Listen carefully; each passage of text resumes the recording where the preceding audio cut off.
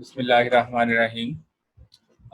आज के लेक्चर में हमने यूनिट नंबर 30 डिस्कस करना है, डिफॉर्मेशन ऑफ सॉलिड्स। इसमें अप्रॉक्सीमेटली 2 मल्टीपल चॉइस आने के चांसेस होते हैं।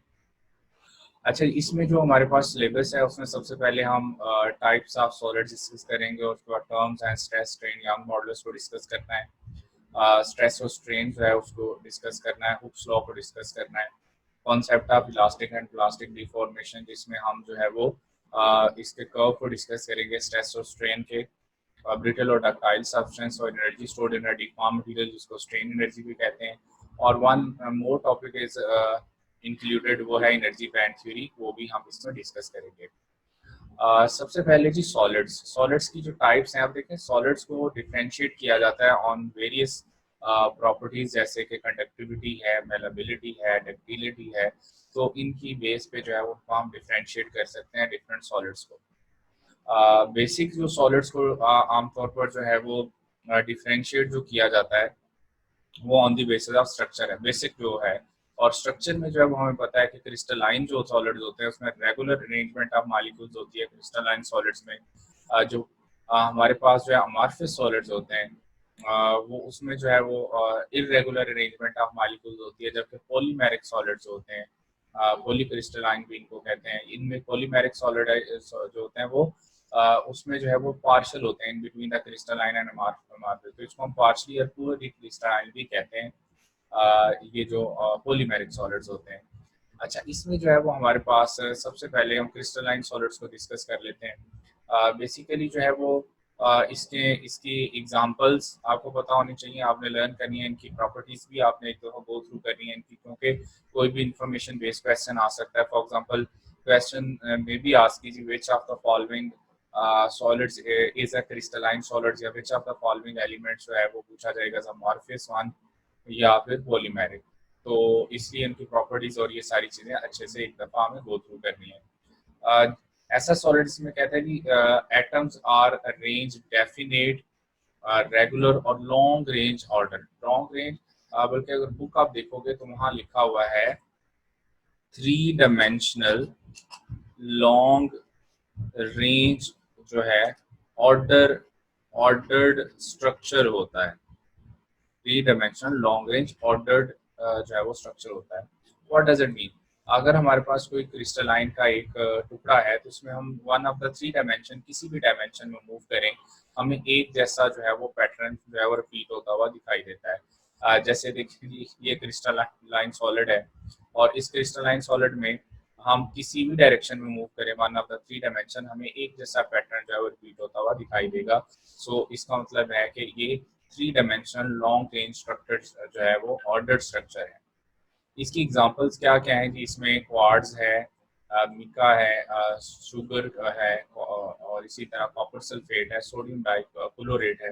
ये सारे के सारे जो है वो एग्जांपल्स, मोस्टली मेटल्स भी क्या होती हैं, क्रिस्टलाइन नेचर की होती हैं। They have long range symmetry, regular arrangement कहता है expanded over large volume of the crystal, जैसे मैंने कहा 3 dimensional long range ordered structure होता है। और इसके बाद कहता है they possess uniform chemical composition through out the crystal, uniform chemical composition होती है। And the physical properties like thermal conductivity, इनकी जो है वो कंप्रेसिबिलिटी, रिफ्रैक्टिव इंडेक्स जो है, have different values in different directions. और इस वाली जो प्रॉपर्टी है इसको हम कहते हैं एन आइसो, जो है वो इस वाली प्रॉपर्टी जो है इसको हम कहते हैं एन आइसोमेरिक प्रॉपर्टी। अब देखें यहाँ पर जैसे हमारे पास जो है वो आइसोट्रोपिक है ये, ठीक है। ये जो अमॉर्फस सॉलिड होते हैं इनको बोलते हैं एन आइसोट्रोपिक। इसको हम कहते हैं, इस प्रॉपर्टी को कहते हैं, दिस इज कॉल्ड जो है, सो क्रिस्टलाइन जो है सॉलिड्स आर, हम कह सकते हैं क्रिस्टलाइन सॉलिड्स जो हैं आर एन आइसोट्रोपिक, ठीक है जी। तो ये इनकी जो है वो एन आइसोट्रोपिक होते हैं, क्रिस्टलाइन जो है वो एन आइसोट्रोपिक जो है वो इनका बिहेवियर होता है। एन आइसोट्रोपिक बिहेवियर का मतलब क्या है कि इनकी जो प्रॉपर्टीज है, कंडक्टिविटी है, इलेक्ट्रिकल कंडक्टिविटी है, कंप्रेसिबिलिटी है, रिफ्रैक्टिव इंडेक्स जो है वो may have different value different actions. का मतलब है हमारे पास सपोज करें एक क्रिस्टलाइन सॉलिड का टुकड़ा, अगर आप उसको पीसेज में कट करते हो तो डिफरेंट पीसेज का की कंप्रेसिबिलिटी, रिफ्रैक्टिव इंडेक्स जो है इलेक्ट्रिकल कंडक्टिविटी डिफर कर सकती है, ठीक है जी। They are usually they have flat surfaces, और ये जो है इनकी केमिकल प्रॉपर्टीज हैं वो आपने जो मेन मेन थी वो मैंने बता दी, इनको आपने रिवाइज करना है। अमार्फस सॉलिड्स जो है कौन से होते हैं? अमार्फस का मतलब ही क्या होता है? Without structure. Amorphous mean without structure. Amorphous solids जब हम कहते हैं जी विदाउट स्ट्रक्चर, इसमें इनडेफिनेट, इरेगुलर और शॉर्ट रेंज जो है वो होते हैं। अच्छा, यहाँ पर ना एक और इम्पोर्टेंट जो है वो करेक्टरिस्टिक जो है वो यहाँ पर ऊपर आपको ऐड करनी है कि जो क्रिस्टलाइन सॉलिड्स होते हैं they have definite melting point. इसमें जो है वो एक और करेक्टरिस्टिक्स ऐड करनी है आपने। जो क्रिस्टलाइन सॉलिड्स होते हैं दे हैव डेफिनेट, और आप कह सकते हो शार्प मेल्टिंग पॉइंट्स, ठीक है जी। इसका मतलब है कि जो आपके पास जो है वो अगर एक प्योर क्रिस्टलाइन सॉलिड है, तो अगर आप उसको दो पीसेस में इस तरह से कट करके दोनों पीसेस का ना अपना बॉइलिंग पॉइंट नोट करेंगे, तो उनका एक ही जो है वो मेल्टिंग पॉइंट आएगा। रीज़न क्या है? कि उनका जो है मेल्टिंग पॉइंट चेंज नहीं होता, ठीक है जी। उनका डेफिनेट मेल्टिंग पॉइंट होता है क्योंकि उनकी रेगुलर स्ट्रक्चर है थ्रू आउट द क्रिस्टल। इस वजह से जो है वो उनका जो मेल्टिंग पॉइंट होगा वो डेफिनेट या शार्प मेल्टिंग पॉइंट होगा। जबकि जब हम अमार्फस सॉलिड की बात करते हैं, हम कहते हैं अमार्फस सॉलिड्स हैं वो कौन से होते हैं? जो विदाउट स्ट्रक्चर होते हैं। अमार्फस का लफ्जी मीनिंग ही विदाउट स्ट्रक्चर है। अमार्फस सॉलिड्स को हम ग्लासी सॉलिड्स भी कहते हैं। इसकी एग्जांपल्स ग्लास है, रबर है, सल्फर है, ये जो है अमार्फस सॉलिड्स में आते हैं।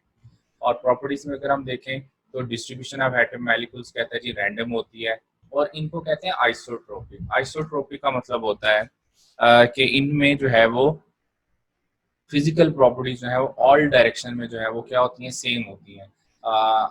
मीन टू से कि इनमें जो है वो इनकी कंडक्टिविटी, इनका रिफ्रैक्टिव इंडेक्स, इनकी बात करें जैसे गिलास है, तो गिलास थ्रू आउट जो है उसका रिफ्रैक्टिव इंडेक्स जो है वो सेम रहेगा, वो चेंज नहीं होता। डिफरेंट डायरेक्शंस में अगर जो है वो एक ही मटेरियल से जो है वो ग्लास को मैन्युफैक्चर किया गया है, तो हर डायरेक्शन में उसका जो है वो रिफ्रैक्टिव इंडेक्स, उसकी कंडक्टिविटी, इस तरह की जो फिजिकल प्रॉपर्टीज हैं वो सेम रहती हैं।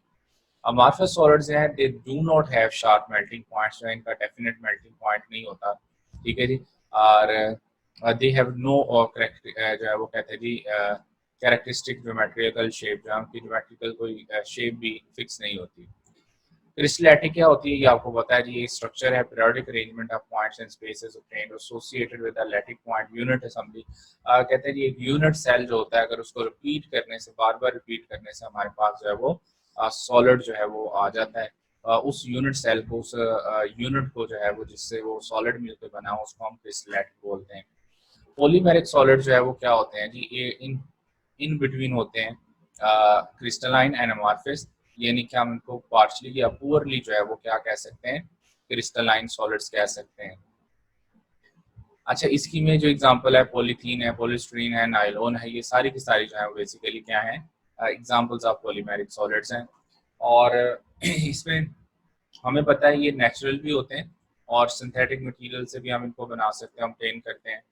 पॉलीमर्स जो है वो कहता है consist of wholly or partly जो है केमिकल कॉम्बिनेशन, इस वाले को हम कहते हैं पॉलीमराइजेशन फिनोमेना।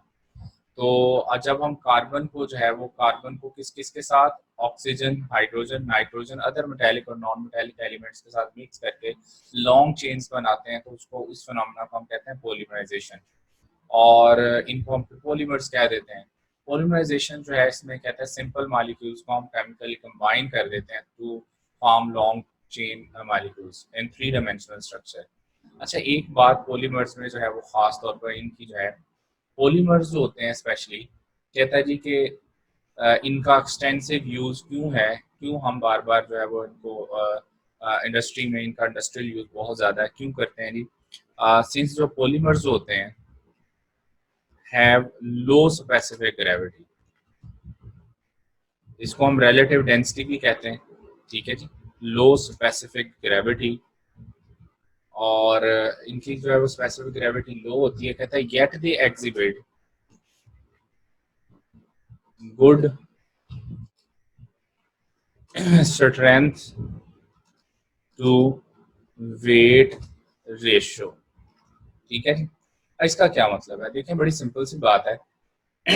देखें, लो स्पेसिफिक ग्रेविटी का मतलब है वजन में ये हल्के होते हैं और वॉल्यूम ज्यादा ऑक्यूपाई करते हैं। रिलेटिव डेंसिटी भी इसको स्पेसिफिक ग्रेविटी को बोल सकते हो।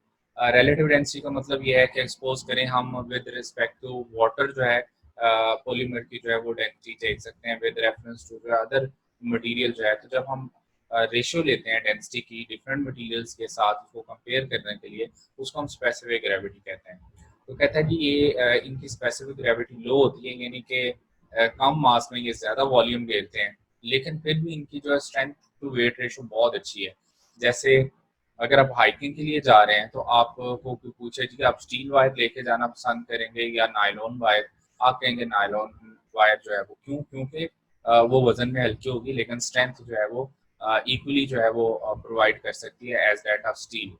सो इसमें जो है वो इसमें कहते हैं कि इसी इनका एक्सटेंसिव यूज है, लार्ज यूज है इंडस्ट्री में, because polymers have low specific gravity but उनकी स्ट्रेंथ टू वेट रेशो अच्छी होती है।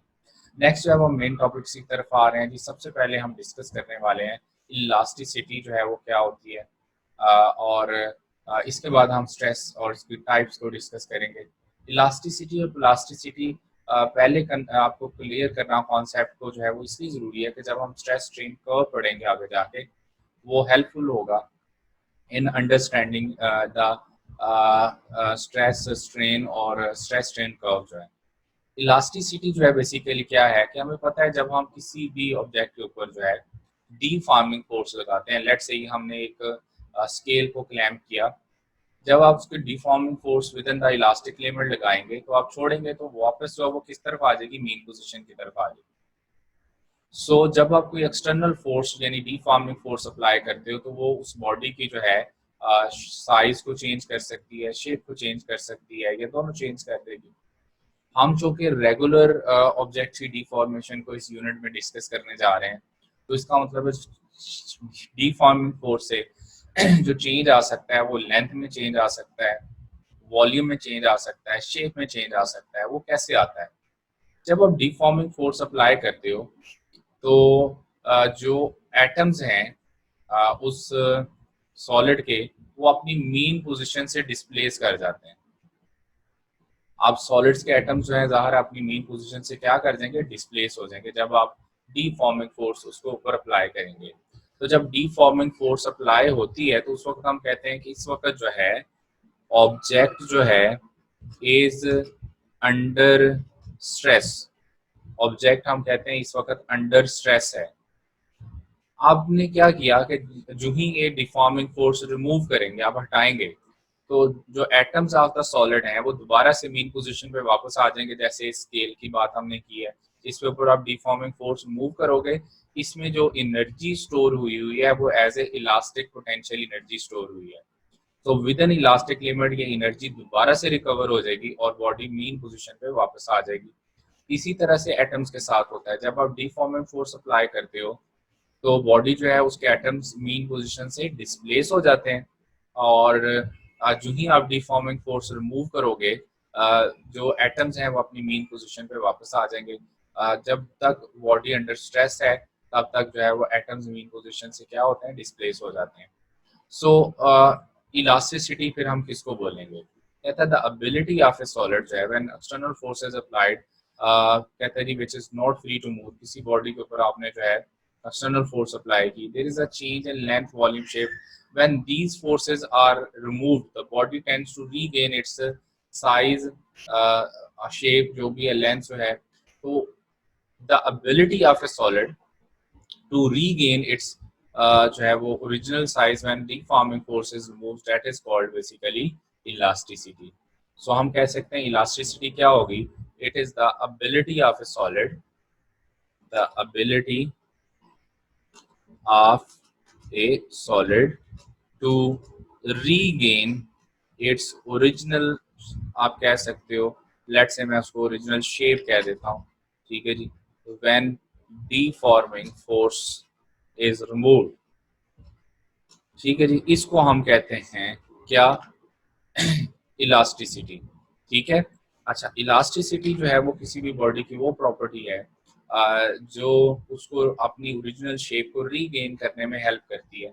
इसका मतलब है कुछ ऑब्जेक्ट्स मोर इलास्टिक होंगे, कुछ लेस इलास्टिक होंगे, कुछ में एबिलिटी ये ज़्यादा होती है, कुछ में कम होती है।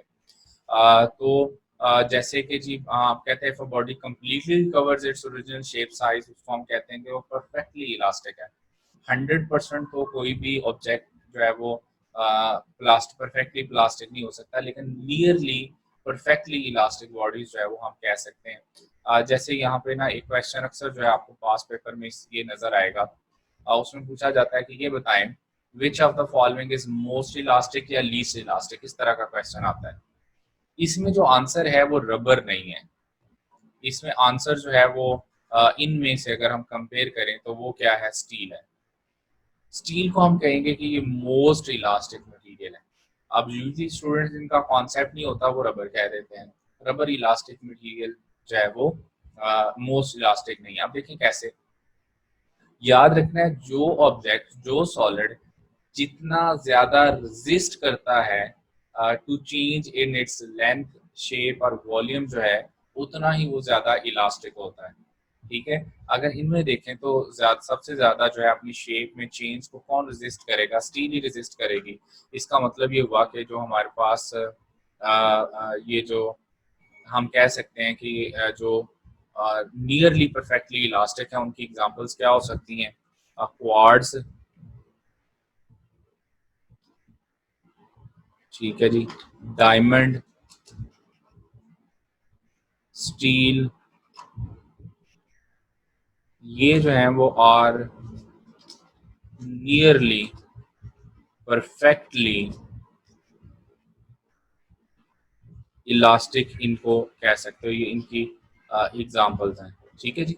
सो ये जो है वो मटेरियल जो ही स्ट्रेस आप रिमूव करते हो, डीफॉर्मिंग फोर्स रिमूव करते हो, तो ये अपनी अप्रोक्सीमेटली 100% जो है वो आप कह सकते हैं कि वो अपनी शेप को, अपनी साइज को जो है वो रीगेन कर लेते हैं। ठीक है जी। अच्छा, प्लास्टिसिटी फिर क्या होती है, कहता है the body which does not have the property of opposing external deforming force. देखो ना, जिसमें ज्यादा अपोजिंग एबिलिटी होगी वो ही ज्यादा इलास्टिक होगा। अब जिसमें एबिलिटी बहुत कम है, वो एक्सटर्नल डिफॉर्मिंग फोर्स को पोज करने की एबिलिटी नहीं है, हम कहेंगे कि वो प्लास्टिक बॉडी है। ठीक है। अब जैसे इसमें जो है वेट क्ले की एग्जांपल दी हुई है, गीली मिट्टी। अब गीली मिट्टी जो है, अगर हम कहेंगे तो ये नियरली परफेक्टली प्लास्टिक की एग्जांपल्स हैं। ठीक है। अच्छा, अब देखो ना, गीली मिट्टी की आप कोई भी शेप उसको बनाए, उसको आप डिफॉर्मिंग फोर्स अप्लाई करोगे तो उसमें इतनी ज्यादा एबिलिटी नहीं है कि वो रीगेन करे, बल्कि वो परमानेंटली डिफॉर्म हो जाती है। So the ability of a body to undergoing permanent deformation, उसको हम क्या कहते हैं, प्लास्टिसिटी। और the ability of a body to regain its original size और शेप जो है, उसको हम क्या कहते हैं, इलास्टिसिटी। सो कहते हैं actually no body is perfectly elastic, और plastic all bodies have in between two limits जो है। 100% तो कोई भी नहीं होता। जैसे वो कहता है जी, कंसीडर क्वाड जो है मोस्ट परफेक्टली इलास्टिक है, जबकि वेट क्ले है और मोस्ट परफेक्टली इलास्टिक है। ठीक है। अब हम आते हैं नेक्स्ट जो है वो मेन टॉपिक की तरफ, स्ट्रेस को हमें डिस्कस करना है और उसकी टाइप्स को डिस्कस करना है। अच्छा, यूजली जो है वो हम अक्सर स्टूडेंट्स पूछते हैं जी कि ये प्रेशर और स्ट्रेस में क्या फर्क होता है। यहाँ से आपको अंदाजा होगा, internal restoring force per unit area जो है आफ्टर डीफॉर्म्ड बॉडी, उसको क्या कहते हैं, स्ट्रेस। देखो, प्रेशर क्या है कि जब आप किसी बॉडी के ऊपर फोर्स पर यूनिट एरिया उसके एक्सटर्नल सरफेस के ऊपर एक्सटर्नली अप्लाई करते हो, तो वो टेंजेंशियल टू द सरफेस जब आप उसको अप्लाई करते हैं प्रेशर को, और नॉर्मल टू द सरफेस कह लें, सरफेस जो है, तो उसकी वजह से अगर जो है वो बॉडी का इंटरनल जो है वो स्ट्रक्चर चेंज होता है, इंटरनली चेंज होता है, जैसे उसके एटम्स अपनी मीन पोजीशन से डिस्प्लेस लेट से हो जाते हैं, तो इंटरनल जो उसके ऊपर जो है फोर्स पर यूनिट एरिया जो अप्लाई हो, उसको डिफॉर्मेशन अगर उसमें आ जाती है, तो उसको जो है वो इंटरनल फोर्स जो है वो रिस्टोरिंग फोर्स क्यों यहाँ लिखा है, क्योंकि उस बॉडी में जो है वो energy as a elastic potential energy store हो रही होती है। तो अगर बॉडी का इंटरनल स्ट्रक्चर चेंज हो जाता है, तो वो फोर्स पर यूनिट एरिया जो किसी बॉडी की लेंथ को, वॉल्यूम को, शेप को, साइज को चेंज कर दे, उसको हम क्या बोल देते हैं, स्ट्रेस। ठीक है। तो अगर वो उस डिफॉर्मिंग फोर्स जो है वो उसमें या force per unit area apply कर रहे हो तो उसकी बॉडी की शेप साइज और लेंथ को चेंज नहीं करी, तो वो सिंपली प्रेशर है। अब यहाँ पे देखें कि यूजुअली जो है वो इक्विलिब्रियम में एक्सटर्नल फोर्स, यूजुअली इक्विलिब्रियम का मतलब है with in the elastic limit. With in the elastic limit जो है वो क्या होता है, द मैग्नीट्यूड ऑफ एक्सटर्नल जो है force is equal to restoring force ही होता है। तो जितनी आप जो है वो फोर्स लगाते हो पर यूनिट एरिया, उतना ही वो स्ट्रेस बन जाती है। और जब आप उसको रिमूव करेंगे तो ज़ाहिर बॉडी अपनी ओरिजिनल शेप को रीगेन कर लेगी। इसीलिए जो है हम स्ट्रेस को कह देते हैं force per unit area. Equilibrium का मतलब within the elastic limit जो है। Stress develop in the body जो है वो कहता है जी depends on the way in which external forces apply, कि किस तरह से एक्सटर्नल फोर्स को अप्लाई किया गया है। ये भी डिपेंड करता है कि वो उसमें बॉडी को कितना ज़्यादा इफेक्ट कर रही है, डिफॉर्म कर रही है। अगर हम टेंजेशन नॉर्मल फोर्स लगाते हैं तो सबसे ज़्यादा जो है वो बॉडी में डिफॉर्म होने के ज़्यादा चांसेस होते हैं। अच्छा, इसका यूनिट जो है वो न्यूटन पर मीटर स्क्वायर है, डायमेंशन ml -t-2 है, dependent on upon how external force applied. जो स्ट्रेसेस 3 टाइप्स की होती है। कौन कौन सी? लॉन्गिट्यूडल स्ट्रेस, वॉल्यूमेट्रिक स्ट्रेस और टेंजेंशियल स्ट्रेस। ठीक है जी, इसको हम वॉल्यूमेट्रिक स्ट्रेस भी बोलते हैं। ठीक है, अच्छा जी। अब देखो कि हमारे पास सबसे पहले लॉन्गिट्यूडल स्ट्रेस। लॉन्गिट्यूडल का मतलब ही होता है अलोंग द लेंथ। लॉन्गिट्यूडल का मतलब ही क्या होता है? Along the length. इसका एक और नाम भी है, इसको हम टेंसाइल स्ट्रेस भी कहते हैं। इसको हम टेंसाइल स्ट्रेस भी कहते हैं। एक हमारे पास कंप्रेसिव स्ट्रेस भी होती है, उसकी भी हम बात करते हैं। टेंसाइल का मतलब है, या लॉन्गिट्यूडल स्ट्रेस का मतलब है, इसको हम लीनियर स्ट्रेस भी कहते हैं। Longitudinal mean along the length, या आप कह सकते हो कि लीनियर। अगर आप किसी बॉडी के ऊपर जो है वो force per unit area apply करें और उस बॉडी की लेंथ जो है वो इंक्रीज कर जाए, ठीक है जी, उसको हम जो है वो कह देते हैं कि लॉन्गिट्यूडल स्ट्रेस का नाम दे देते हैं। ठीक है जी। और लॉन्गिट्यूडल स्ट्रेस जो होती है वो ज़ाहिर बॉडी जो है उसका क्या चेंज कर देगी, उसका जो है वो लेंथ को चेंज कर देगी। Length of the body, volume नहीं, लेंथ ऑफ द बॉडी जो है उसको चेंज कर देगी। तो due to increase in length is defined at, इसको हम क्या कह देते हैं जी, इसको हम टेंसाइल स्ट्रेस का नाम देते हैं। और लॉन्गिट्यूडल स्ट्रेस जो है produces due to decrease in length जो है वो, अगर हम बात करें, इसको हम कंप्रेशनल स्ट्रेस कहते हैं। इसको हम डिस्कस करता हूँ बाद में, पहले इसको डिस्कस कर लें। सपोज करें जी हमारे पास जो है कोई इरेगुलर रेगुलर शेप की ना एक रॉड है। ठीक है, और अब जो है वो आप इसके ऊपर जब फोर्स लगाते हो या डिफॉर्मिंग फोर्स लगाएं तो इसकी जो है वो लेंथ इंक्रीज कर दे। लेट्स से कि इंक्रीज इन लेंथ आ गया, तो आपने इसके ऊपर लेट्स से कि फोर्स अप्लाई की, और फोर्स अप्लाई करने से उसकी लेंथ जो है वो इंक्रीज हो गई। ठीक है, तो हम कहेंगे कि ये वाली जो स्ट्रेस है फोर्स पर यूनिट एरिया जो आपने अप्लाई की है, इसको हम कहते हैं जी ये लॉन्गिट्यूडल स्ट्रेस है, टेंसाइल स्ट्रेस है, लीनियर स्ट्रेस है। समटाइम्स ऐसा होता है कि आपने जो है उसके ऊपर जो है वो डिफॉर्मिंग फोर्स अप्लाई की, लेंथ बढ़ने की बजाय कम हो गई। ठीक है, और ये कब हो सकता है? ऐसा पॉसिबल तब होगा जब जो है वो आप उसके ऊपर अंदर की तरफ फोर्स अप्लाई करें। लेट्स से कि आपने जो है वो एक साइड से उसको यूं बाइंड किया हुआ, एक साइड से जो है रोका हुआ, दूसरी तरफ से आप फोर्स लगा रहे हो। ठीक है, अब आपने इस तरह से अगर अंदर की तरफ फोर्स लगा दी, ये वाली जो अब इसमें लेंथ बढ़ने की बजाय जो है वो लेंथ कम हुई है, डिक्रीज हुई है। तो इस स्ट्रेस को सम टाइम जो है वो हम कंप्रेशनल स्ट्रेस कह देते हैं। कंप्रेशनल स्ट्रेस जो आपके पास जो है, ये स्पेशल केस आ गया। ये वॉल्यूम के साथ भी एसोसिएट सम टाइम कर देते हैं, ये लीनियर लॉन्गिट्यूडल स्ट्रेस के साथ भी इसको जो है वो रिलेट कर देते हैं। लेकिन उसको कंप्रेशनल कब बोलेंगे? जब लेंथ बढ़ने की बजाय कम हुई है, जब वॉल्यूम बढ़ने की बजाय कम हुआ है। ठीक है जी, तो इसको हम कंप्रेशनल स्ट्रेस का समटाइम्स नाम देते हैं।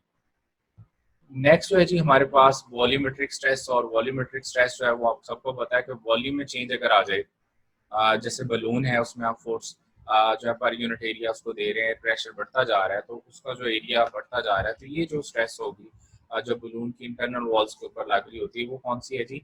वॉल्यूमेट्रिक स्ट्रेस को रिप्रेजेंट करती है। तो यहाँ देखें कह रहा है जी it is numerically equal to the applied external force per unit area and it acts outward, बाहर की तरफ जो है वर्क करेगी।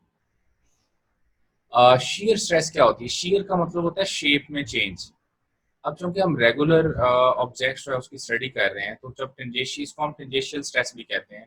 उसकी रीज़न क्या है कि आप ये टेंजेशियल डायरेक्शन में जो है वो पैरेलल टू द सरफेस जो है अप्लाई कर रहे होते हैं, टेंजेशियल स्ट्रेस जो है वो अप्लाई कर रहे होते हैं। लेट्स से कि ये जो हमारे पास ना एक ये जो है जी सरफेस थी, आपने सरफेस के ऊपर वाली सरफेस या अपर सरफेस या लोअर सरफेस इससे ना पैरेलल ऐसे टेंजेशियल डायरेक्शन में फोर्स अप्लाई की।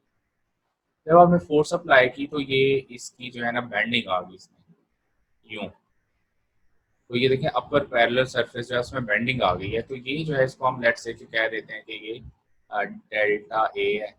लेट से जो उसकी साइड में बेंडिंग आ गई, इस फोर्स को हम बोलते हैं टेंजेशियल फोर्स। जो इस सरफेस के आपने पैरेलल लगाई थी तो हुआ क्या कि उसमें ना बेंडिंग आ गई। अब इस बेंडिंग की वजह से उसकी शेप चेंज हो गई। तो शेप चेंज होने का मतलब ये है कि उसको हम कहेंगे शीयर स्ट्रेस है ये। ड्यू टू दिस स्ट्रेस जो है shape of the body changes and get twisted, जो है इसको हम कहते हैं शीयर स्ट्रेस। इसी की बेस पे जो है वो हम जो है उनको नाम 3 टाइप्स पढ़ते हैं, कौन कौन सी? स्ट्रेन की। अच्छा, स्ट्रेस जो है वो हम यहाँ पर कह रहे हैं कि स्ट्रेस जब हम बात करते हैं, स्ट्रेस को हम कहते हैं कि स्ट्रेस को आमतौर पर सिग्मा से रिप्रेजेंट करते हैं। और स्ट्रेस हम कहते हैं कि फोर्स पर यूनिट एरिया जो है ये किसको बोल रहे होते हैं? स्ट्रेस बोल रहे होते हैं। इसका ऐसे यूनिट जो है वो हम न्यूटन पर मीटर स्क्वायर ही लेते हैं, जैसे मैंने ऊपर कहा, या इसको हम जो है वो पास्कल ही ले रहे होते हैं। ठीक है, इन एज सिस्टम इंटरनेशनल जो है। ठीक है, और लेकिन जो हमारे पास स्ट्रेन है, चूंकि ये ratio of same two quantities होती है इसलिए इसका कोई यूनिट नहीं होता। और स्ट्रेन को जो है वो हम एप्सिलॉन से आमतौर पर शो करते हैं। और स्ट्रेन का मतलब क्या है? बेसिकली स्ट्रेन जो है हम कहते हैं कि ये मैथमेटिकल मेजरमेंट है किसकी? ये मैथमेटिकल एस्टिमेशन है या मेजरमेंट है, मेजर ऑफ व्हाट? डिफॉर्मेशन। तो बॉडी जितनी डीफॉर्म हुई है उसकी मैथमेटिकल मेजरमेंट जो है उसको हम क्या कह देते हैं? स्ट्रेन का नाम दे देते हैं। ठीक है जी। और स्ट्रेन ज़ाहिर है जैसे 3 तरह की, इसमें जी चेंज इन डायमेंशन और ओरिजिनल डायमेंशन जो है इसको हम कहते हैं। और स्ट्रेन कहता है जी depends on the direction of light force. अच्छा, अब ना 2 तरह से फोर्स है ना सरफेस के ऊपर अप्लाई होती है, या तो नॉर्मली अप्लाई होगी नॉर्मल डायरेक्शन में या टेंजेशियल डायरेक्शन में। ठीक है, जैसे कि पहली दोनों जो टाइप्स हैं, ये वाली, इसमें जो फोर्स है ये नॉर्मल डायरेक्शन में अप्लाई होती है। जैसे देखो ये मेरे पास जो है वो एक वायर है, तो आप उसके ये जो सरफेस एरिया है, ये जो एरिया है उसका, ये साइड का, उसके नॉर्मल आप उसको अप्लाई कर रहे हो नॉर्मल डायरेक्शन में। सो इसमें जो है वो हम उसको नॉर्मल डायरेक्शन में अप्लाई कर रहे होते हैं, तो ये वॉल्यूम में भी। और अब वॉल्यूम की अगर बात करें तो वहाँ पर अगर हम ये सर्कुलर, तो फोर्स जो है वो सरफेस के परपेंडिकुलरली नॉर्मल डायरेक्शन में अप्लाई हो रही होती है। तो ये सरफेस के ना परपेंडिकुलर नॉर्मल डायरेक्शन में अप्लाई हो रही है। अच्छा, यहाँ पर जो है वो इसकी ना पहली 2 टाइप्स तो बड़ी सिंपल है जो उसमें क्या है, जो लीनियर या लॉन्गिट्यूडल स्ट्रेस होती है या टेंसाइल स्ट्रेस जिसको बोलते हैं, स्ट्रेन बोलते हैं, वो क्या होती है? वो कैसे फाइंड करते हैं? तो change in length over original length होती है। यानी अगर मुझे टेंसाइल स्ट्रेन फाइंड करनी हो तो वो change in length over original length होती है। इसी तरह से वॉल्यूमेट्रिक स्ट्रेन जो है वो change in volume over original volume होती है। अब आते हैं शीयर स्ट्रेन जो है, ये जरा इसको हम जरा डिस्कस कर लेते हैं। सपोज करें आपने इस सरफेस के, ये जो सरफेस थी उसके पैरेलल फोर्स लगा दी, ये जो फोर्स लगाई है, अब चूंकि इस सरफेस के आपने पैरेलल फोर्स लगाई है इसलिए इसको हम कहते हैं ये टेंजेशियल फोर्स आपने अप्लाई किया है टेंजेशियल डायरेक्शन में। उसने जो है इस बॉडी की साइड में ना बेंडिंग ले आया। ठीक है, उसने इस बॉडी की साइज जो है उसको साइड को बेंड कर दिया जी। अच्छा, अब देखो कि यहाँ पर क्योंकि साइड में बेंडिंग आ गई है, अब इसमें जो एंगल जो है वो चेंज हुआ है, वो लेट्स से कि क्या है? थीटा, ये उसकी रीजनल साइड है, एल कह रहे हैं। अब हम जो इसको मेजर करते हैं वो कैसे मेजर करते हैं? सिंपल है कि यहाँ से जो हम अ, उसकी जो स्ट्रेन है वो कैसे फाइंड करेंगे? ये जितनी उस साइड में जो है बेंडिंग हुई है उसको हम डेल्टा एक्स कह लेते हैं, डिवाइडेड बाय जो है वो साइड आपका जो बॉडी लेंथ उसकी है उसको उससे डिवाइड कर देते हैं। ठीक है। अच्छा, अगर आप गौर से देखो तो ये राइट एंगल ट्राइंगल है। थीटा के सामने वाला क्या होता है? परपेंडिकुलर। तो इसको हम कह सकते हैं कि यहाँ पर ये टेंजेंट थीटा भी हम इसको लिख सकते हैं। तो आमतौर पर इसको हम शीयर जो स्ट्रेन होती है उसको टेंजेंट थीटा भी लिख लेते हैं, या डेल्टा ए यानी थीटा के सामने वाला परपेंडिकुलर होता है ना, परपेंडिकुलर बेस यानी डेल्टा एक्स ओवर एल भी लिख सकते हैं। अच्छा, यहाँ एक बड़ी इंपॉर्टेंट बात, अगर जो है वो for small angular deformation, for small deformations, ये शीयर स्ट्रेन की बात कर रहा हूँ, फॉर स्मॉल डिफॉर्मेशंस, मतलब अगर deformation is not too large, तो फिर हम कभी कभी ना इसका नाम एक और रख लेते हैं, फिर हम इसको एंगुलर स्ट्रेन भी कह लेते हैं। एंगुलर स्ट्रेन कब कहते हैं? जब डिफॉर्मेशन बहुत ज़्यादा ना हो, स्मॉल डिफॉर्मेशन हो। फिर हम जो एप्सिलॉन है उसको डायरेक्टली किसके इक्वल कह देते हैं जी? थीटा के इक्वल, यानी जितनी बेंडिंग आई है साइड में, जितना एंगल वो ट्विस्ट हुई है, उस ट्विस्टिंग को ही हम डिफॉर्मेशन कह देते हैं, और उसी को जो है वो हम एंगुलर स्ट्रेन का नाम दे देते हैं। एंगुलर स्ट्रेन जो है स्पेशली जो है वो शीयरिंग स्ट्रेन, शीयर स्ट्रेन को कब बोलेंगे? जब deformation is not too large, और उस वक्त जो है वो हम उसको एंगुलर स्ट्रेन बोल देते हैं। और फिर हम कहते हैं जितनी बेंडिंग यानी जितनी ट्विस्ट आया ना, वही उसकी एंगुलर स्ट्रेन है। Next is the main topic of जो है ना टुडेज लेक्चर, उसमें देखें कि सबसे ज़्यादा चांसेस भी इसी से रिलेटेड होंगे क्वेश्चन आने के। वो क्या है जी? वो ज़रा गौर करें। उसमें हमारे पास जो है वो है मॉडलाई। मॉडलाई जो है क्या होता है? मॉडुलस या मॉडलाई की हम बात करते हैं, ठीक है। अब मॉडुलस जो है वो हम उसको कहते हैं जी कि it is a ratio of stress to strain जो है, ठीक है। अब इसमें the ratio of longitudinal stress to longitudinal strain जो है, लीनियर स्ट्रेन्स को कहते हैं हम यंग मॉडुलस कहते हैं। सबसे पहली चीज़ बड़ी सिंपल है कि जब हम मॉडुलस की बात करते हैं ना, इलास्टिक मॉडुलस की, basically that is the ratio of stress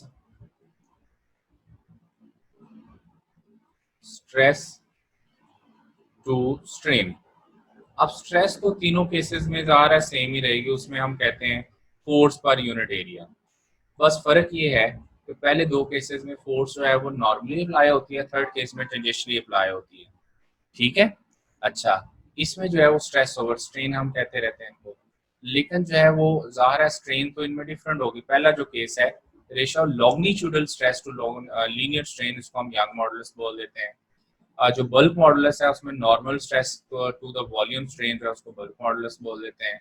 shear में जो है वो हम shearing stress to shearing strain को हम क्या बोल देते हैं? शीयर मॉडुलस बोल देते हैं, इसको हम मॉडुलस ऑफ रिजिडिटी भी बोलते हैं, ठीक है जी। अच्छा, अब जैसे देखो इनका formula, linear stress to linear strain बोलेंगे तो वो एफ ओवर एल ओवर जो है पाई आ जाएगा, ये हमारे पास, इसको यूं भी लिख देते हैं क्योंकि यंग मॉडुलस जो है वो आपके पास क्या होता है? स्ट्रेस यानी F over A, stress over strain.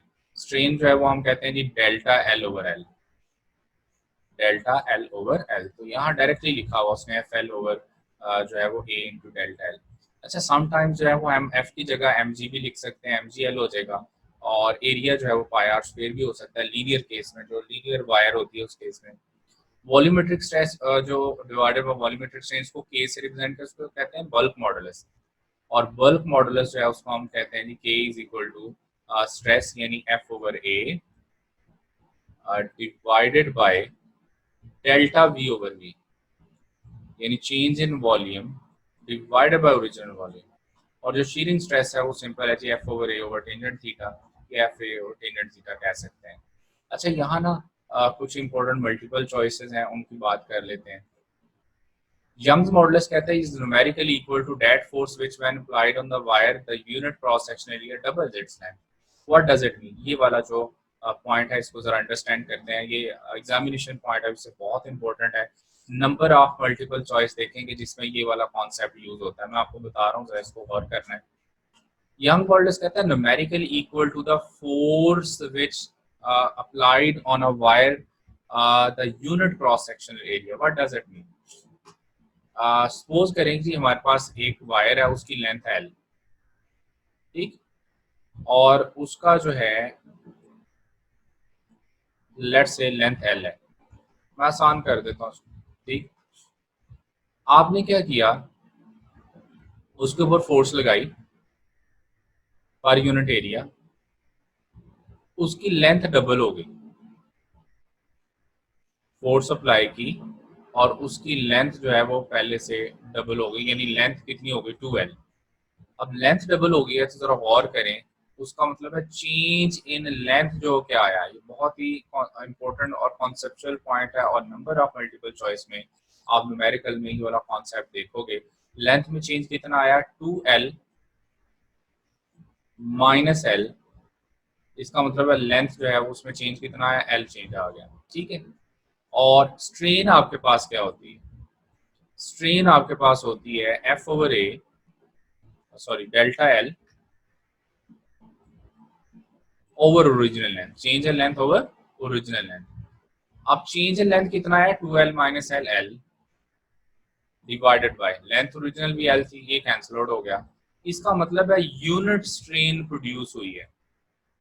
याद रखना है, बहुत इंपॉर्टेंट है कि जब भी आपसे कहा जाए कि डबल हो गई है, लेंथ डबल हुई है, जब भी लेंथ डबल होगी तो स्ट्रेन कितनी प्रोड्यूस होगी 100%, जो मतलब आप कह सकते हो, या 1 प्रोड्यूस होगी, यूनिट स्ट्रेन प्रोड्यूस होगी जब लेंथ जो है वो डबल हो जाती है। अगर ऐसा है तो यंग मॉडुलस हमारे पास किसके इक्वल होता है, वो फोर्स पर यूनिट एरिया, यानी स्ट्रेस ओवर क्या होता है स्ट्रेन। अब स्ट्रेन तो 1 हो गई, इसका मतलब है स्ट्रेस इज इक्वल टू क्या आ गया यंग मॉडुलस। तो यहाँ से हमें पता चल गया, अगर हम एरिया भी यूनिट रख लेते हैं, एरिया 1 रख लें तो F is equal to Y हो गया ना। तो वही तो कह रहा चाह रहा, कहता है व्हेन अप्लाइड फोर्स जो है किसकी इक्वल हो जाए, न्यूमेरिकल इक्वल यंग मॉडुलस की हो जाए। अब यूनिट क्रॉस सेक्शन का मतलब अगर हम एरिया भी 1 रख लेते हैं तो एफ इज इक्वल टू ए हो जाएगा। यहाँ से एक और भी खास बात याद रखें कि स्ट्रेस और यंग मॉडुलस अगर आपसे पूछा जाए कब आपस में इक्वल होंगे, तब इक्वल होंगे जब यूनिट स्ट्रेन प्रोड्यूस हो। और यूनिट स्ट्रेन कब प्रोड्यूस होती है, जब लेंथ बॉडी जो है ना वो लीनियर ऑब्जेक्ट की क्या हो जाती है, डबल हो जाती है बाय अप्लाइंग द फोर्स या डिफॉर्मिंग फोर्स, ठीक है जी। तो ये इंपॉर्टेंट पॉइंट है, इसको अच्छे से आपने जो है वो रिवाइज करना है। फिर कहता है वाई जो यंग्स मॉडुलस है मोस्टली जो है वो सॉलिड्स की प्रॉपर्टी है, लिक्विड्स में ये नहीं होता, गैसेस में भी ये नहीं होता, आगे हम जाके इसकी बात भी करते हैं। फॉर गैसेस बल्क मॉडुलस जो है वो 2 टाइप्स का होता है, एक आइसोथर्मल बल्क मॉडुलस, एक एडियाबैटिक बल्क मॉडुलस। आपने ये चैप्टर नंबर 8 में पढ़ा होगा जहां पे आपने डेरिवेशन की थी formula for the speed of sound in air. तो उसमें आइसोथर्मल जो बल्क मॉडुलस आपने जो है वो फाइंड किया था, आइसोथर्मल बल्क मॉडुलस न्यूटन के फॉर्मूले में, वो किसके इक्वल आया था, वो प्रेशर ऑफ गैस के इक्वल आया था, अगर आपको याद हो। और जो लैप्लेस करेक्शन में आपने फॉर्मूला पढ़ा था उसमें आपने गैमा की वैल्यू जो है वो जो बल्क मॉडुलस में फाइंड की थी, वो आपने जो है वो एडियाबैटिक प्रोसेस के लिए, इसको मैं गैमा एडियाबैटिक कह रहा हूँ, तो वो एडियाबैटिक जो बल्क मॉडुलस था वो किसके इक्वल आया था, वो गैमा पी के इक्वल आया था। इसको हम जो है यूं कर लेते हैं, सिर्फ मैं के से रिप्रेजेंट कर देता हूँ ताकि आप कंफ्यूज ना हो। के आइसोथर्मल, यानी आइसोथर्मल बल्क मॉडुलस जो है वो अगर कोई पूछे तो आपने कहना सिंपल प्रेशर के इक्वल होता है। और जो लैप्लास करेक्शन में आपने पढ़ा था कि एडियाबैटिक, एडियाबैटिक जो कि जो लैप्लास है उसने सपोजिशन ली थी कि जो साउंड है वो एडियाबैटिकली ट्रेवल करती है इन एयर, जबकि न्यूटन ने assumption ली थी कि वो आइसोथर्मली जो है वो ट्रेवल करती है इन एयर। तो उसके लिए अगर आपको याद हो तो वहां पर आइसोथर्मल जो बल्क मॉडुलस था वो प्रेशर की इक्वलेंट आता था, जबकि एडियाबैटिक बल्क मॉडुलस जो है वो गैमा पी की इक्वल आता था। तो अगर रेशो पूछी जाए, कभी कभी इनकी रेशो आ जाती है, the ratio for isothermal bulk modulus to adiabatic bulk modulus, आपने कहना चाहिए कि P over gamma P, P से कैंसिल हो जाएगा, 1 ओवर गैमा आंसर आ जाएगा, ठीक। वैल्यू ऑफ जो है वो के इज मैक्सिमम फॉर सॉलिड्स जो है and minimum for gases. Bulk modulus जो है वो सॉलिड्स के लिए मैक्सिमम होता है और गैसेस के लिए मिनिमम होता है। Concept of shear applies only to solids. The reason is that shear forces are required to deform solid जो है, and solid tends to return to its original shape when the shear force is removed. तो only जो है ये जो इसीलिए इसको modulus of rigidity बोलते हैं, क्योंकि ये सिर्फ और सिर्फ सॉलिड्स में होता है। और shear modulus does not apply on gases or liquids, यानी उनमें जो है वो ये नहीं होता, क्योंकि वो अपनी शेप को बरकरार नहीं रख सकते। नेक्स्ट जो है वो इम्पोर्टेंट डिस्कशन है जी, इससे टेबल से रिलेटेड जो है। चलें उससे पहले ना हम कुछ क्वेश्चंस देख लेते हैं न्यूमेरिकल, जो इसमें न्यूमेरिकल जो जिस टाइप के आते हैं वो ज़रा उनको डिस्कस कर लेते हैं। आमतौर पर जो इसमें न्यूमेरिकल्स हमारे पास आते हैं वो स्ट्रेस से रिलेटेड हो सकते हैं या यंग मॉडुलस से डायरेक्ट रिलेटेड हो सकते हैं। स्ट्रेस से अगर रिलेटेड होंगे तो वो देखें, पहला फॉर्मूला तो हमें पता है, फोर्स पर यूनिट एरिया होता है। फोर्स गिवन हो, एरिया गिवन हो, आप फाइंड कर लेते हैं। कभी कभी हमें लोड मैस गिवन होता है न्यूमेरिकल की स्टेटमेंट में, फिर आपकी जगह क्या आ जाएगा, mg। ठीक है, समटाइम्स हमें एरिया भी डायरेक्टली नहीं गिवन होता। जैसे हमारे पास एक वायर है, तो उसका अगर हमें क्रॉस सेक्शनल एरिया के बजाय रेडियस गिवन है, तो आप जो है उसका एरिया जो है वो पाई आर स्क्वायर से फाइंड कर लेंगे। समटाइम्स हमें वॉल्यूमेट्रिक स्ट्रेस की बात अगर हमें करें, तो उसमें जो है वो सपोज करें स्फीयर है, तो स्फीयर का जो है वो हमें सरफेस एरिया गिवन है। तो स्फीयर का जो सरफेस एरिया होता है वो 4 पाई आर स्क्वायर होता है। So you have to be careful के जो हमें जिस तरह का जो क्वेश्चन है उसके अकॉर्डिंग उसको डील करना है। तो अगर वायर है तो वायर का ज़ाहिर है हमने क्रॉस सेक्शनल एरिया लेना होता है, तो वो पाई आर स्क्वायर ही होगा। अगर वॉल्यूमेट्रिक स्ट्रेस की बात कर रहा है, उसमें एरिया जो है स्फेरिकल है कोई ऑब्जेक्ट, तो हम कहेंगे 4 पाई आर स्क्वायर उसका सरफेस एरिया होगा। ठीक है जी। अच्छा, अब देखें कि एक तो हमारे पास फॉर्मूला होगा force per unit area, F की जगह एम जी भी आ सकता है और एरिया की जगह पाई आर स्क्वायर आ सकता है या 4 पाई आर स्क्वायर आ सकता है। इसी तरह से जो है वो हमारे पास नेक्स्ट जो है वो स्ट्रेस में ये दो फॉर्मूले भी बड़े फ्रीक्वेंटली यूज होते हैं। कैसे, हमें पता है यंग मॉडुलस होता है स्ट्रेस ओवर स्ट्रेन। तो यहाँ से जो है वो स्ट्रेस किसके इक्वल हो गई, young modulus multiply by strain.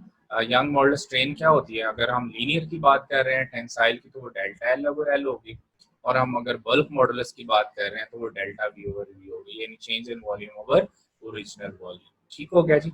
सो ये स्ट्रेस का फॉर्मूला अच्छे से आपने एनालाइज करना है, इससे रिलेटेड वो क्वेश्चन है उसको सॉल्व करने की कोशिश करनी है।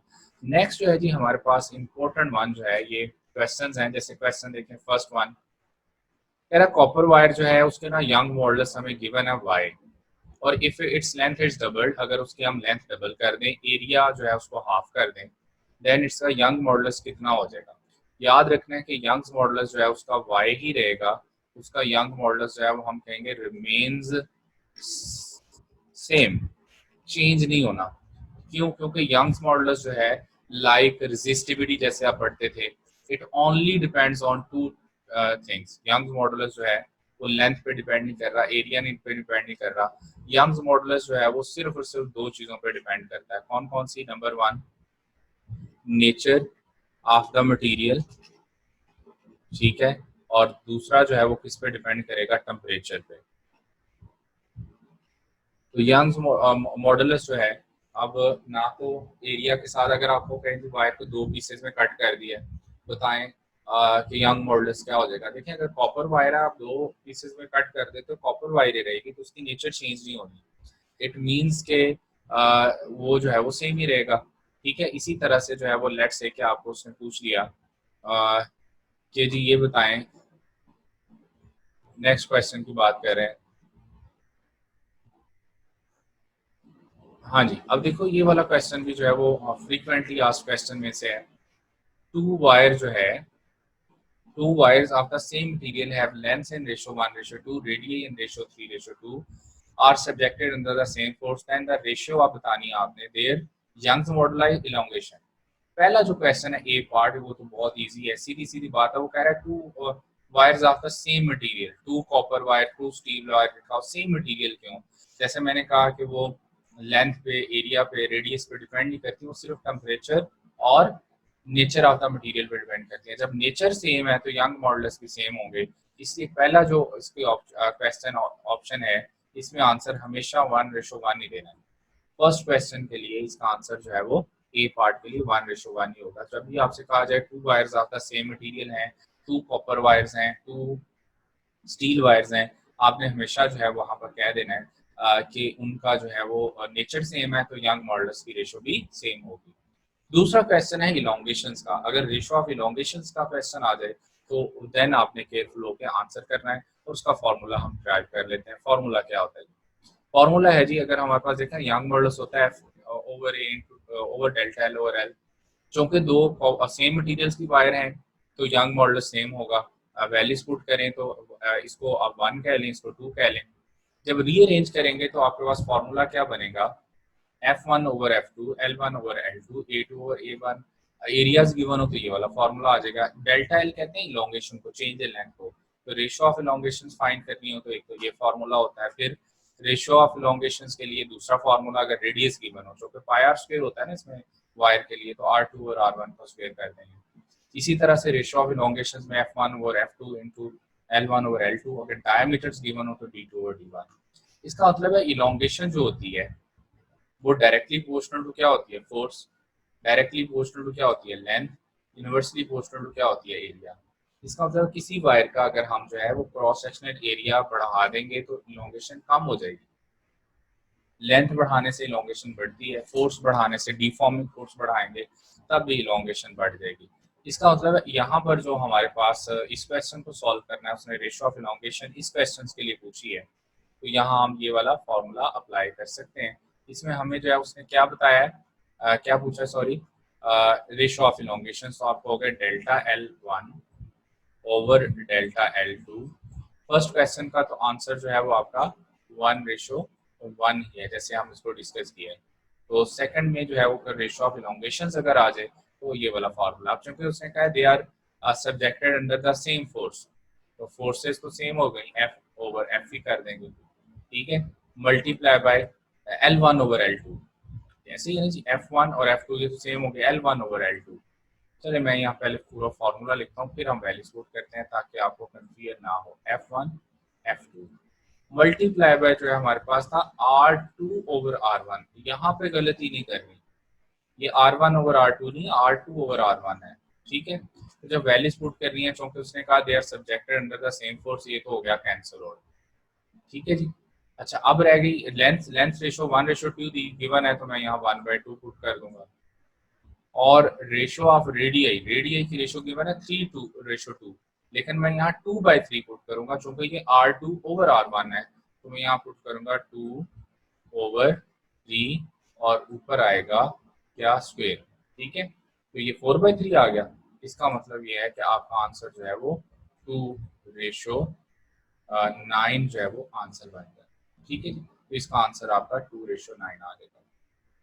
तो इस तरह का जब भी क्वेश्चन आया आपने इसको केयरफुल होकर सॉल्व कर लेना है, और इजीली जो इंशाल्लाह जो आपका आंसर आ जाएगा। जहां पर रेशियो ऑफ इलोंगेशन पूछी हो उसके अकॉर्डिंग जो वैल्यूज गिवन हो उसके अकॉर्डिंग सॉल्व कर दें। अगर आपको जो है वो एरियाज गिवन हो, फर्स्ट वन फार्मूला यूज कर लें, रेडियस गिवन हो सेकंड फार्मूला यूज कर लें, डायमीटर्स गिवन हो थर्ड वन फार्मूला यूज कर लें। ओके नेक्स्ट ही आज के लेक्चर का लास्ट जो है, इसमें ये जो टेबल आपकी बुक में गिवन है इसको एनालाइज करना बड़ा इंपॉर्टेंट है। इससे रिलेटेड अक्सर जो है वो क्वेश्चन पेपर में आते रहते हैं। जैसे यहाँ पे देखें यंग मॉडल्स और bulk Young's and models and bulk models aluminium के लिए सेम है। यहाँ गौर करें, एल्यूमिनियम का यंग मॉडल्स और बल्क मॉडल्स की वैल्यू सेम है, ठीक है। ये पॉइंट नोट करना है। दूसरा पॉइंट यहाँ नोट करो कि बोन जो होती है चूंकि ये कंप्रेसिबल नहीं होती, बोन्स आर नॉट कंप्रेसिबल, तो इनमें बल्क मॉडुलस नहीं होता। अब बोन्स आर नॉट कंप्रेसिबल हैं, ये कंप्रेसिबिलिटी क्या होती है इसको भी हम जरा डिस्कस कर लेते हैं। कंप्रेसिबिलिटी हम कहते हैं जी रेसिप्रोकल ऑफ बल्क मॉडुलस को, यहाँ भी वर्ड आए कंप्रेसिबिलिटी। कंप्रेसिबिलिटी जो है वो हम कहते हैं रेसिप्रोकल ऑफ बल्क मॉडुलस जो है, ठीक है जी, रेसिप्रोकल ऑफ बल्क मॉडुलस। तो 1/k को हम बोलते हैं कंप्रेसिबिलिटी, यानी कि अगर हम इसका रिवर्स कर देंगे तो वो आपके पास बन जाएगा delta V change in volume over original volume divided bye stress, ठीक है। वैसे स्ट्रेस ओवर स्ट्रेन होता है ना, तो ये स्ट्रेस हो गया, ठीक है। तो इसको ना सम कंप्रेसिबिलिटी कहते हैं, रेसिप्रोकल ऑफ बल्क मॉडुलस को। तो इसको हम यूं भी डिफाइन कर सकते हैं, जो कि डेल्टा V ओवर स्ट्रेस है, तो compressibility can also be defined fractional change in volume जो है पर यूनिट स्ट्रेस जो होती है उसको हम क्या बोलते हैं, कंप्रेसिबिलिटी बोलते हैं। कंप्रेसिबिलिटी वर्ड जो है याद रखना आपने, इसका क्या मतलब है। कंप्रेसिबिलिटी होती है जी रेसिप्रोकल ऑफ बल्क मॉडुलस को, और मैथमेटिकल हम कहते हैं fractional change in volume per unit stress जो है, इसको भी हम कंप्रेसिबिलिटी बोलते हैं। तो जो कि बोन्स जो हैं वो कंप्रेसिबल नहीं होती, इस वजह से उनमें बल्क मॉडुलस नहीं होता। दूसरा पॉइंट आ गया जी, यहाँ पर आपने नोट कर लिया कि बोन में बल्क मॉडुलस नहीं होता। कंक्रीट, तीसरा पॉइंट नोट करें, कंक्रीट में सिर्फ यंग मॉडुलस होता है, ना तो उसमें बल्क मॉडुलस होता है और ना ही शेयर मॉडुलस होता है।